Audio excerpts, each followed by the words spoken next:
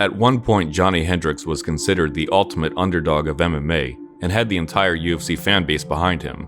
When you are facing arguably the most beloved and likable UFC champion in Georges St-Pierre, and you are considered the babyface, you are doing something right. But, as Johny would find out, once you earn the love of the people, just like any relationship, you have to continue to provide and build upon what earned that love. And how badly Johny Hendricks squandered that love is one of the most fascinating downfalls of MMA.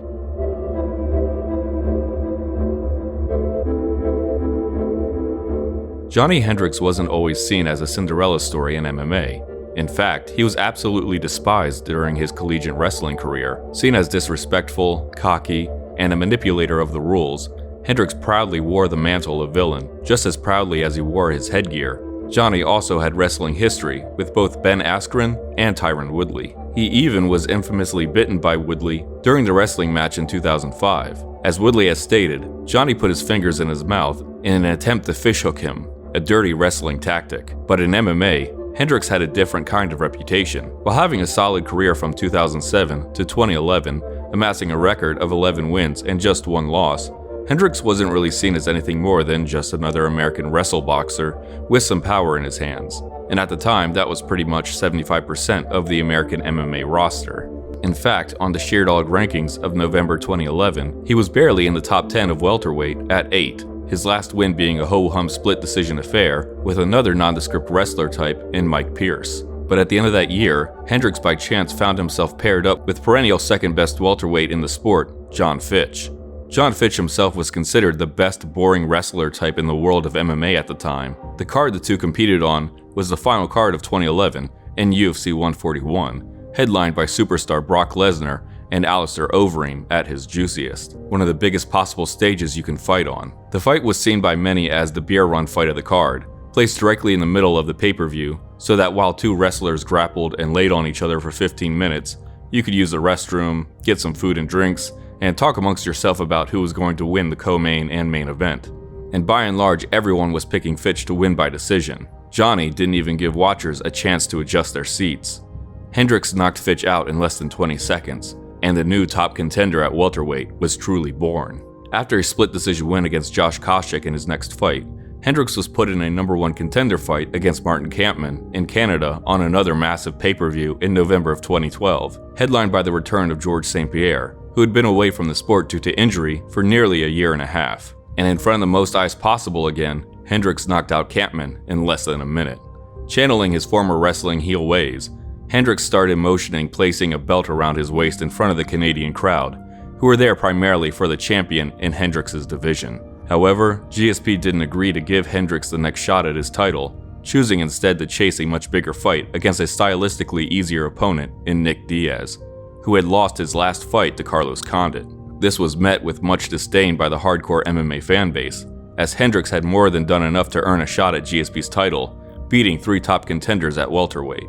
Keep in mind, Hendricks won these fights before the UFC had its official rankings, which began in February of 2013. Fortunately for Hendricks, he was put on the GSP Diaz card, which was UFC 158 that March. Originally to face Jake Ellenberger, Hendricks faced GSP's last opponent in Carlos Condit, after Condit's opponent Rory McDonald pulled out with an injury. And while Hendricks didn't knock Condit out, the two men put on easily the best fight of the night, and Hendricks won by unanimous decision. Fitch, Koscheck, Kampmann, and now Condit, Hendricks was absolutely undeniable now. And well, we all know what happens next. Hendricks loses an incredibly close split decision to GSP in a fight the vast majority of fans and MMA outlets believe that he had won. Goes on to have a Fight of the Year war with Robbie Lawler in his next fight, and finally wins the long overdue welterweight title. So, how did this all fall apart? Well, to start off, hindsight is 2020. While Hendricks had 2 crazy knockouts against John Fitch and Martin Kampmann, he wasn't the crazy knockout artist that everyone was hyping him up to be. Hendricks' previous TKO victories in the UFC had all been, well, weird. It can be argued all 3 of them were early stoppage wins. Now, I'm all for erring on the side of caution when it comes to stoppages. The less professional athletes drinking out of straws by 50 is a win in my book. But Hendricks wasn't some Dan Henderson-style flatline killer. Also, his decision wins were also pretty contentious. People were split down the line if he had won his fights with Koscheck, Mike Pierce, and TJ Grant, and he lost a fight to Rick Story via unanimous decision. Hendricks just happened to peak in his career in front of the largest possible audience. There was also controversy about his fight with GSP over the issue of PED testing, wherein GSP and Hendricks both initially agreed to VADA-style drug testing before their fight. But when the fight got closer, Hendricks declined VADA testing. Now, so much has been said and speculated on with this issue, and honestly, it sounds like a lot of hearsay and he said, she said. But at the end of the day, GSP submitted clean VADA drug tests, and Hendricks did not. At the time, Hendricks was still seen as sympathetic, as VADA offered to pay for the drug tests themselves on behalf of GSP, and Hendricks at the time seemed well within his right to decline the testing out of potential conflict of interest. But again, hindsight is 20/20. Hendricks also had some weird excuses for his loss to GSP that he really didn't even need to bring up, like claiming he only threw punches with 70% of his power. Keep that in mind. Now, Hendricks didn't stay champ for long. Hendricks lost the belt to Lawler at the end of the year in a rematch, a fight that was not as entertaining as the first, as Hendricks slowed down significantly in the later rounds. But it is important to note that Hendricks was coming off a bicep injury, and in another cruel twist of fate, the vast majority of media members thought that Hendricks had won that fight too. Now this is where things truly started not going well for Johny. Hendricks won his next fight against Matt Brown, but it wasn't an exciting or emphatic win, as Hendricks chose instead to implement his wrestling more to a lackluster unanimous decision win, not really staking a powerful claim to get back to his title. But that was the least of Hendricks' concerns, as in July of 2015, the UFC began enforcing their USADA testing protocols, and just like his fight with GSP, issues with drug testing came up. Now, here's the thing, Hendricks never tested positive for PEDs, so I can't make an authentic statement one way or another.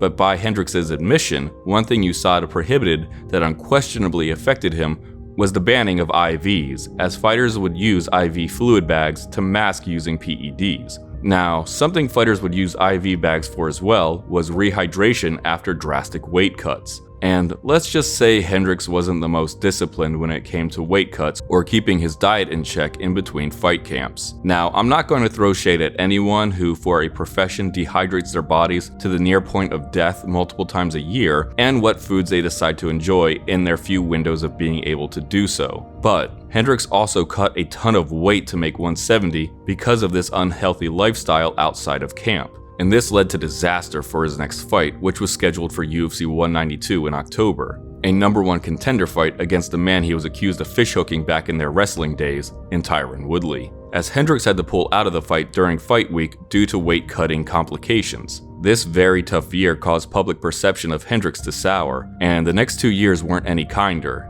In fact, they were dramatically worse. Though he made weight for his next fight against Stephen Wonderboy Thompson, a clearly drained Johny Hendricks was finished quickly in the first round by the karate savant. He then lost his remaining 2 fights in 2016, missing weight for both of them. He then made the decision to move up to middleweight in 2017 in an attempt to revitalize his career. And while he did win his first fight in the division against a completely washed Hector Lombard, Hendricks looked sluggish and very clearly out of shape. And that would carry over into his next fight, where he would miss the non-title middleweight limit against Tim Boesch by 2 pounds, and was quickly finished in that fight as well.